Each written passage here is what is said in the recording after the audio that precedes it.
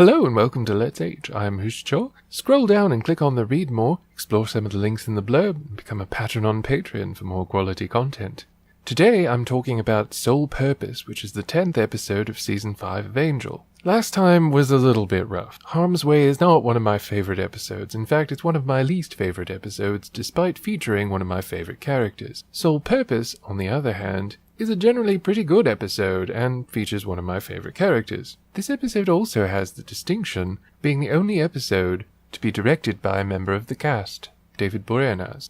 So Lindsay finally makes the move on Spike, not that way, sort of, but not really, and convinces him to take up Angel's old role. This is one of the better ways that this sort of looking back has been employed, because this does remind us that Angel and company joining Wolfram and Hart has not always been a good thing. In fact, a lot of the stuff that they've done is a little bit dodgy and questionable. Straight off in the episode, we're confronted with things that Wes and Gunn are doing that are less than on the level, and raise a lot of troubling questions, and Fred just seems to take up with it so easily. However, that's a background for what's going on with Spike. And Spike has a lot of great, amusing lines. And there are some fantastic sequences, like there's a Pinocchio sequence following up the Apocalypse sequence, which must be seen to be believed. My usual grievances with Wes phoning it in also apply here, and Fred being essentially a background character,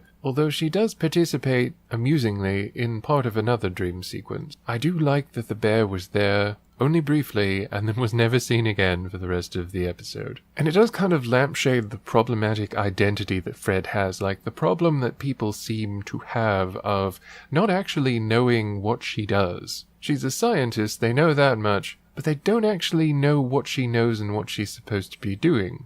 Overall, it's a good episode, and it has a lot of great plotting by Eve and Lindsay, making them look particularly unsavory and Machiavellian, which in the episode is referred to by Gunn and humorously corrected by Harmony. In a way, it's a kind of a compare and contrast of parallels, where you have Angel's friends doing something that is kind of Machiavellian, but Eve and Lindsay really, really upping the stakes, unbeknownst to Gunn, Wes, or Fred. Or anybody else for that matter. A few things didn't quite work, though. Even though Lindsay was using Doyle's name, it didn't really mean anything. There's no reason why he should have used Doyle's name. What did this even accomplish? Doing that endangered their plan more than it helped it. Not only that, but they should know that Spike met the real Doyle. It was in Season 1, so a lot of people probably forgot about it and didn't know the details. He may have never heard his name, or he may have off-screen. Either way, there's no real reason for Lindsay to take that identity,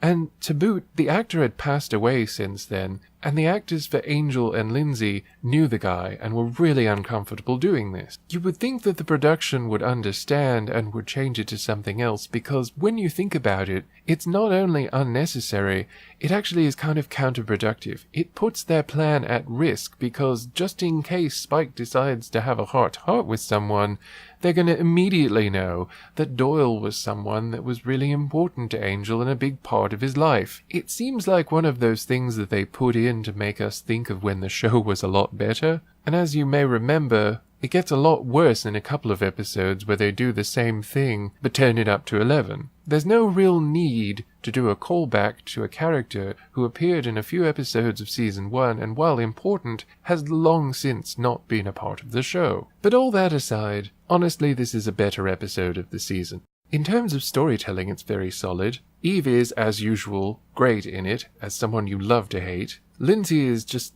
perfectly greasy and difficult to get a pin down on, so that's always a plus. Spike is hilarious, especially as trying to be the hero, and if you think back to Season 1 when Angel was trying to get the feel for being the big hero in LA, Spike does similar things but does them in very, very different ways. What's especially funny is when he saves this woman and then criticizes her for walking down a dark alley in those heels, which is hilarious because it's so true. I especially liked all of the things that Spike had to say about what he was doing and what was going on. I honestly wish that they had drawn this out a lot longer, but I think that Even Lindsay taking Doyle's name as an alias was something that made it necessarily shorter in scope, which is a mistake, I think. It would have made a great parallel for Spike to be occupying the position that Angel occupied in the city before he decided to join up with Wolfram and Hart. And Spike makes a lot of great points during this episode about what he calls the corporate teat. He even calls it the evil empire, which is something that's very accurate. Wolfram and Hart are not good guys. And as Gunn points out when Spike sends him and Wes packing, it sounds really naive if you say it out loud that you're going to change things from the inside, as Fred says. They've already been conditioned. They've already been affected by being a part of Wolfram and Hart. They have not escaped unscathed, and they're definitely not doing as much good as they might think they have, especially not for the common people. The acting is spot on, and there's kind of a surprising amount of angel-sploitation during the episode. I'm not sure why that is. It's kind of funny that the actor actually directed the episode, especially when he seems to be exploiting himself. It's not unwelcome, obviously, to people that like the character, but it just made me sort of wonder. Anyway, it is a lot of fun, and it is well directed. It's an overall very good episode, and he managed to get some better performances out of some of the people that were kind of underachieving for the season in some of the scenes, so they really should have got him to do more episodes. And there's even more suggestiveness about Spike Angel shipping, complete with a cut to bed, which is very amusing. Not as amusing as it could have been, but generally amusing. But that's just about what I can say about it. It ends on a very odd shot, and I'm not sure what they were trying to accomplish with it, but it seems effective enough, if a bit puzzling. Angel seemed to have a sort of glowing aura around him, and I'm not sure what that was intended to be, because none of it was really built up to, and it was, of course, never explained. I know we're supposed to dislike her, but Eve actually makes some good points, especially near the end. Anybody who's paid attention knows that, yeah, she is really bad. She's playing them for her own amusement, and for her own power, of course. But she does call attention to the fact that they do often consider themselves blameless, and simultaneously try and blame someone outside of their friend circle. They've also bought their own hype, drinking their own Kool-Aid about changing things from the inside and being better for it, when that's not necessarily true. It's especially noteworthy that they haven't confronted some of the stuff that they were doing at the beginning of the episode and discussing about it, and it's essentially just lampshaded at some point and implied that they decided to just throw money at it instead. At the very least, the plot points and plot devices are interesting and not infuriating, as they were in, say, Harm's Way. The episode goes by quickly, the dialogue is amusing, the acting is good, and the direction is solid.